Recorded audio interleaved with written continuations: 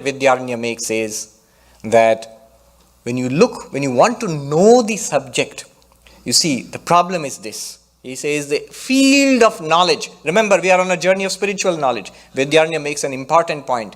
He borrows from the Kena Upanishad. He says the field of knowledge is divided into the known and the unknown.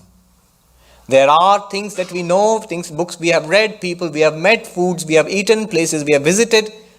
These are things which are known. And there are places we have not visited, books we have not read, theories we do not understand, people we have not met, experiences we have not had. So these are the field of the unknown.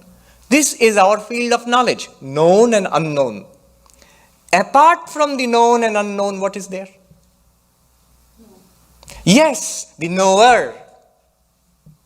The entire field of knowledge can be divided into the known and the unknown, but quite apart from that is the knower. That's why the Upanishad says, the one who thinks that the Atman is known as an object, he does not know the Atman. The one who says the Atman is unknown, he's still thinking it's an object, looking for it. He does not know the Atman. It's neither known nor unknown. It is the knower. That's the beautiful second point that Vidyaranya makes. It is the subject, it's not an object of knowledge. Objects of knowledge are known and unknown. Many things which we know, many things we do not know, we will know, many things we may not be able to know in our lifetimes. But the self, you, are none of them. You are the subject. So you are neither the known nor the unknown.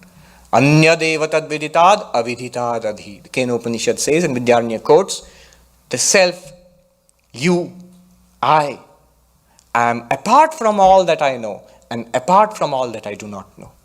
I am the self itself. Now if I still persist,